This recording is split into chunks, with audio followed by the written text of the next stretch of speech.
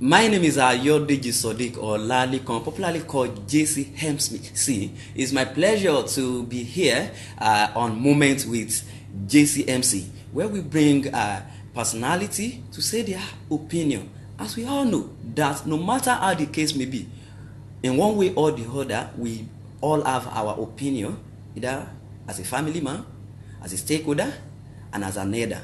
All of us have our opinions. Welcome to your show, Moments with JCMC. Today on the show, as we all know, that Kwara State is a state to watch out for in 2019 general election. I have with me a prince. He will explain himself because as the Yoruba people always say, ẹnu oníkan láti gbọ́pọ̀n. He will explain himself. Welcome, sir, Alhaji. Thank you very much. My name is Muhammed Adelabu. I'm from Iponrin, Ilorin East, Kwara State. I'm a banker, but I'm with you this moment to discuss how we're going to change the narrative in Kwara State. Oh, wow. How we are going to change the narrative of Kwara State. Okay, that is where I'm going to pick my number one question this morning. As witnessed during the Kwara in Lagos conference, the conclusion of the majority of Kwarans is that the ruling dynasty in our dear state hasn't been progressing in the heart of governance. Will you support that, sir? 100%. For the past how many decades now, we've been under a particular dynasty ruling the state, either through proxies or directly. And as you all know, as we all know, that Kwara State was created 1967. 1967. And you have to look at the other states that were created at the same time. Where are they today in terms of development, in terms of growth, in terms of human capital development? And you now see that we are more or less standstill. That is why we believe that the narrative, like I said, has to change, which is now in progress in any way. And that is why we are seeing this phenomenal change that is sweeping across Kwara State as it is today. We know that you are not a politician, but as one of the stakeholders in our dear state, you are subjected to your own opinion. Correct. That is why we are here. Correct. In what aspects or areas do you think Kwara is not progressing? Thank you, Ayodiji. Let's take the cardinal things that make life easy for our citizens. Water, I would say, is a basic necessity of life.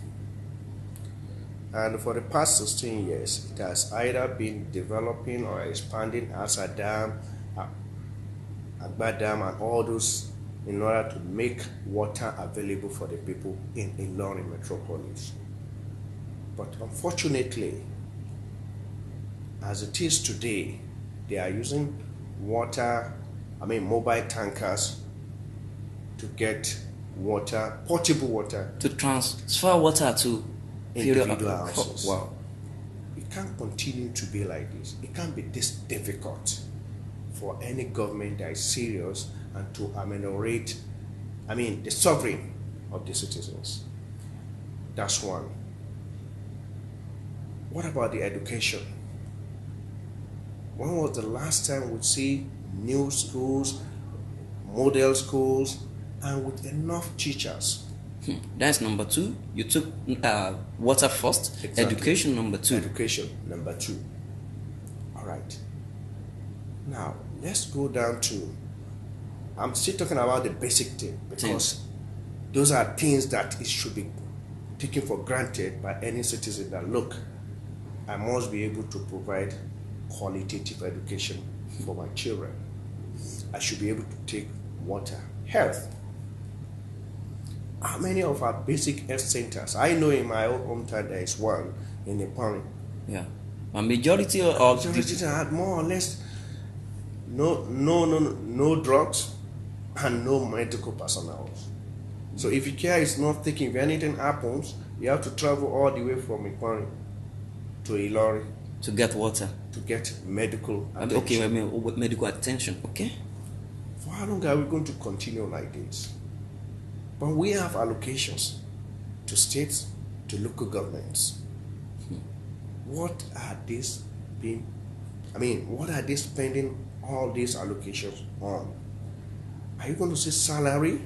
Yes, you can say you are paying the civil servant salary, state civil servant salary. But beyond that, what happens with respect to individual? What goes into your pocket as an individual? You work in the state, salary are not paid. The roads are really bad. Wow. Go to Ilorin, you don't need to go to other senatorial districts. Even within Ilorin metropolis. Okay. Which is the capital of the state. The capital of the state. Nothing is changing. Our youths are now engaged in thuggery. Whereas the so-called leaders are just using them as tools in order to achieve whatever they want to achieve. All this needs to change because of not today but tomorrow and our prosperity. Because everything that is happening in Kwara State today is just a reaction to a kind of suppression. The feudalism of individual over majority of people, and they cannot even say anything. Now is the time to change the narrative. I will continue to use that word. The narrative. To change the narrative of our dear state. Okay. Yes, sir. This will be I have the first question. That should be the number 3. But I will say number 1C, because I have many questions to ask you as a stakeholder. Okay. What are your likely suggestions you can offer that can help the ruling class for the Kwara of your dream? Okay, when you say ruling class, I don't understand. In as what is not a monarch. Because of the incident that happened during the conference. Because I came. Yes. That was what brought about this interview. That when people like you are not a politician, you just decided to come far away from your home to that venue. You should have your own opinion. Thank you. You see,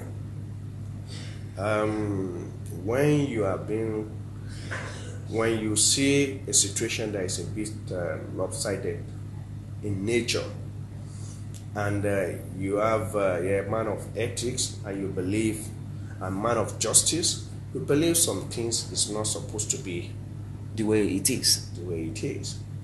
There must be a concern for you. If you leave this for the politicians now, some people have seen it that, okay, this is my own trade, this is my own profession.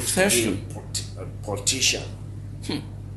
And the so-called professionals, it could be a banker, it could be a lawyer, it could be a medical doctor, it could be a clergyman. They'll say, okay, they are politicians, let us leave them. In that process, we are more or less giving away or giving out our own, what should be our own, how should I put it now? What should be our own quota or our own contribution to the development. And you now leave it to them. So what are your suggestions, sir? So the suggestion I'm now talking about is that one that is driving my suggestion. Okay. That is why you see Abrahaman Abrazak coming out. Who is that man? He's the gubernatorial candidate of APC. Okay. Kwara State. Okay. Trying, and you now see that some people like Lukman Olaiwola Mustafa, who came out to say that he's a banker, still a banker. Still a banker? Yes. Gobiri, all of them. Like Adele Bigore is a son. His son. Okay. They've been trying to change this thing. It's not as if they don't have work.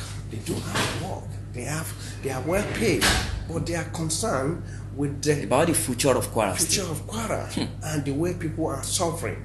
So now you will tell me that for Abdurrahman to come out and people like you and others supporting him, it's not about a political gain, but for personal and individual. Certainly not. Okay. Certainly not. Okay.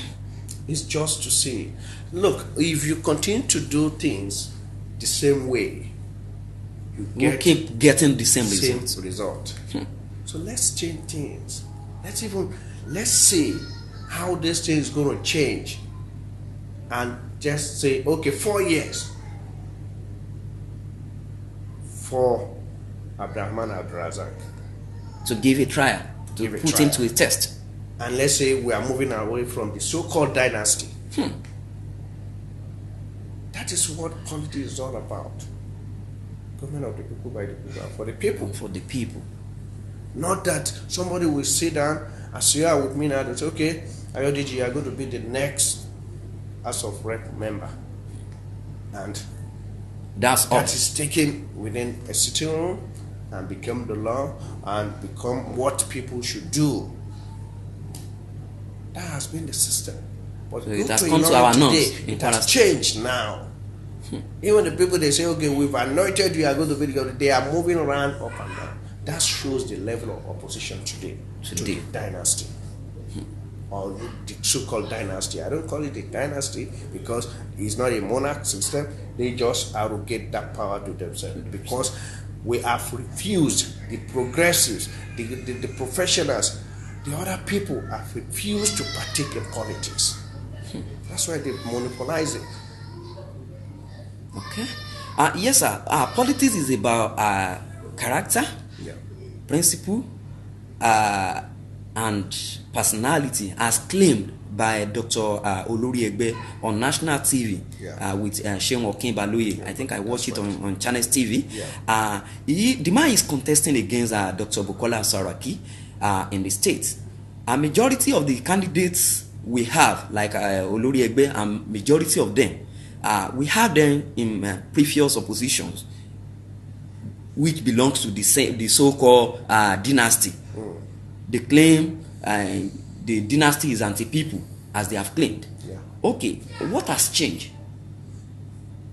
Okay, what has changed? Yes, because for them to belong to... What has changed is that people are receding. The sovereign is increasing every day. You know, when you continue to push people to this is a space, and at a point in time you are reducing that space, and it doesn't have a place to go until it gets to the wall. What does it do? He has to recruit. He has to say, look, it's either you kill me or I get what I want. The voice what I want. And that is what is happening today. Dr. Olori is a well-known, acquaintance of mine. This is not his first time of contesting against Dr. Bukola Saraki. But I think this particular one is getting accolade every day. Yes, it has to. That's why I'm saying that. Because it has been the same story all along. That's why you see them winning. Whether manipulatively or genuinely. You understand? But manipulatively or genuinely? Yeah. But you now see that despite all this, holding on to power for like 20 years now, nothing has changed in Kwara State. And people are saying that something has to change for good. That's why you see Dr. Olori coming up, and he says something that, okay, as it is now, these people are jittery. Because they've never seen this kind of mass movement against their own oligarchy, so to say. Nobody has ever challenged them this much. So, there's every chance that things are likely going to change in Kwara State this time around. Okay, but yes, sir. Can the masses entrust those people that belong to previous opposition then and now form their own caucus? When you mean previous opposition, who are you referring to here? If I before, we all know that Dr. Olori Egbe belongs to the caucus of Dr. Saraki. Okay. And now, he and others has decamped to APC. You understand? To form another opposition. Okay. Can the people entrust those people with their votes? Okay. Let me tell you, Olori Egbe has not just decamped. Okay. Remember, he was majority leader. Okay. In the House of Assembly. Okay. Sometimes back. In the same party with Bukola Saraki. That is what I'm trying to figure out. So, but that's like how many years ago? It's about 8 or 12 years ago. And since then, he's been in opposition. Okay. They only left when Bukola Saraki left APC coming to PDP. They have always been in PDP with Abdurrahman Abdrazak, Lupon Olayiwola Mustafa, Dele Begore, and all the likes. And Minister of Information, Lai Mohammed. Exactly. So it's not something new. And while to me, if you ask me what has really changed, why did he now leave the same party with him? I think it's best for him to say. Okay. But we all know him. I know him personally, of a very good character, a man of integrity. Okay. Those are the kind of things we are looking for. So, and you think these people, politicians, the Yoruba people say they are shells, they are prostitutes, they can easily change anytime. So don't you think they can later decamp to his caucus when things is on the other way around? Maybe either they lose or he would have done that. They will have done that. Okay. Or they will have stayed in PDP when Bukola and his people joined the party to fight them. Are you getting me? I'm with you, sir. But they now, let me use the word now, they now ported to APC because they don't want to be on the same, because they've realized that their own ideology is different from that of their own ideology is different from the that look, we want to emancipate, or we want to take Kwara away from this sole management, I can call it. You understand? Because you've done something like 20 years, it's not helping your people. There's poverty everywhere. Salary are not being paid for the local government teachers and all these things. When you pay half salary, 20% of their salary. How do they survive? But, it's an unfortunate situation. And that's why I say you can only change things when you do things differently. You can only change things when you do things differently. If you keep on doing the same thing, you continue to get the same result. And that is why people, in management, you have to think outside the box. Think after the box. Okay. Yes, outside sir. the box. Outside the box. Okay. Yes, sir. As witness during the Kwara in Lagos conference, what indigenes kept shouting then, because I was there. That is why I've said it at the beginning of this interview, that they said in the last 16 years, Kwara has witnessed poor governance due to the insensitivity of the leadership. Is it true? Because people want to know. Okay. So, if you want to know whether it's true, you say, where were we before, before that 16 years, and where are we today? What has really changed? Is it that there is schools are better? Okay. Health centers and general hospitals are well equipped. Do you have teachers, enough teachers in secondary school, primary school, and the rest? We have College of Education in Ilorin. I think I have one in Oro as well. There's one in Lafiaji. As well as Lafiaji. What has been their contribution, other than the fact that the government of the state have not been able to pay their salary as I went due? So how would they, and it's either one strike or the other. So how would they be able to bring in qualitative teachers that will fill in those gaps into schools? Because, yes, sir. So now, he said they are insensitive. Well, I will call it insensitive when you fail to pay people's salary. And okay, if you don't pay people's salary, can they see it from the infrastructure development? No. And to talk of social amenities. When you move from Ilorin to Ajashepo to Ofa, the potholes along the road. You understand? And those are kind of things you say, have they really done something? Not that when election is coming, you start doling out money. It's like vote buying to people and be calling them, look, we are ready to give you this. If you can vote for us, we'll give you money. Like upgrading their chieftaincy stuff? Exactly. Okay. Why won't you do all those things before now? Why now? There must be a reason for doing it. But yes, sir. As an individual, as somebody like me, I will ask, as the Kwarans as well, be participating or very anticipating enough in the politics of the state? Because when you are not involved, I agree with you. Yes, and that's why I said that is what is changing now. Okay.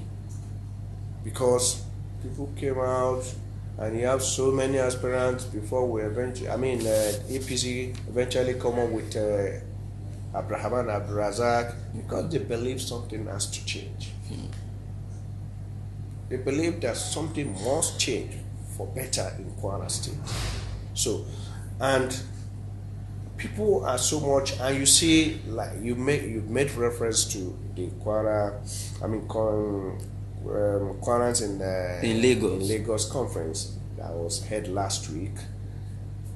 You see the way people are just there. So many people are there that you don't know. Of course, I have a lot of professionals there that they are into because oil and gas and for me to see do. Somebody like you in that kind of gathering, that's why I need to get to this man. Okay, I don't want to talk about that. But honestly speaking, that's how to change things. People have to get involved, more participating, more committed, and it's not because you are a politician. You just believe that, look, things have to change, and things must change. Change. Okay. Yes, sir. Recently, more than 50 vehicles were demolished. Party supporters were being injured. I've seen across vandalized. Vandalized. Yeah. I've seen across the media that type of violence was witnessed last during the coming of Dr. Saraki and the late Muhammed Adelabu as a governorship candidate then. As a state of harmony, what is your opinion? Has Kwara turned into another thing?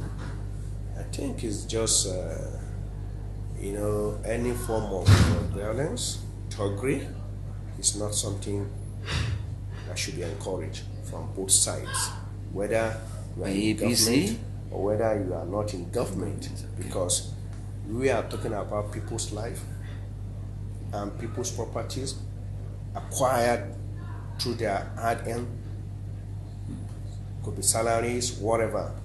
So those are kind of things we should preach against. You don't have to get involved or to be very, how should I put it now? It's like trying to do something that, okay, it must happen, do or die. It's not a do or die affair. It's not a do or die affair. So the incident is rather unfortunate, And it's not something that any of them will be very happy on. When I mean any, whether opposition or the ruling, I mean among the parties, it should be totally discouraged, because human life must have been involved. We are just talking about the property destroyed, the cars and everything. Yes. And even innocent people who just park their own car, who happen not to be. That's why we always say that violence does not solve anything. It breeds another violence. Yes, sir. What is your candid advice for all our political parties towards the upcoming election and aftermath? Okay, I think I've used the phrase again. I will use it again. It's not a do or die affair, because after election there will be life, and everybody will come together again. And that's why you say politicians at the end of the day, after this thing, and you measure the camping and or whatever. It shouldn't be a do or die affair. Let people just go out, exercise their civic responsibility, voting, and leave. And my final advice is to the youth: don't get involved in thuggery. Don't let them induce you with money that will now lead you to cause mayhem in the society. So that's not the best before we go, sir, can I ask you, what has been the major influence or challenges to Kwara decision in choosing or picking leadership in Kwara for so long? Maybe the monarch, the chieftaincy, or the ruling party, or how do you pick a candidate then? Because for somebody like you to just say, okay, we want to get informed, you might have done your research. Okay. Yeah, it has always been the politicians doing their own thing in their own way, whether it's crude or refined way of doing things. And when you don't get that kind of result, you have to change it the way. And if you fail to do what people want you to do, then opposition comes up. That's what is just happening. I mean, because people, it's not the way they choose. I'm not a politician. I don't know how they arrive at it. Yes, there is primaries, there is this, there is that. But what goes underneath in these primaries, I don't know. Okay. It could be an anointed candidate. This is the person I want him to be the next governor. Person that is going to be. And that's why I said you keep on getting the same result, because the input determines the output. And lastly, before I go, as a prince from Iponrin, we all know that Iponrin is an ancient town in Kwara State, where you come from. You understand better how the thrones and political sphere can influence the masses in making decisions. What will be your advice for the traditional ruler or the chieftaincies in Kwara to allow Kwarans to decide the candidate of their choice during the coming election? Okay, honestly, traditional institution or traditionalism, they are more or less a sacred institution. Sacred one. And that shouldn't be tarnished. It shouldn't be tarnished, because Oba, let me use this one, Yoruba. Oba Baluri ohun gbogbo ni. Ọba fún gúúsù, ọba fún àríwá, ọba fún ìlà oòrùn àti ìwọ̀ oòrùn. So everybody. We are Muslim. Whether you are a Christian, you are Muslim. That's why even Islamically, you have to respect people with authority. They have the authority, and to reciprocate, because they are choosing by Almighty God. I say Almighty Allah. It's not by their effort that they become who they become. It's because Allah has chosen them, and they are for everybody. So In the same way, I'll just say this reality. Because if you think A is going to win, A did not win eventually, and B won. How are you going to do? So that's why I said it's a sacred thing. If you so much involved in that politics as a traditional ruler and something happen, those guys, there's a backlash of that kind of situation. What happens? You now be threatened with, your position will be threatened. Something that is a throne of the ancestors, the way they use it. You understand? So it's not something that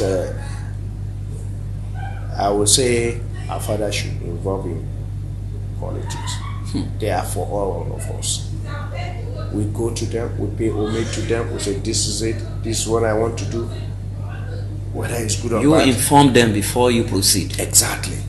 And another person comes, the same thing, you take them.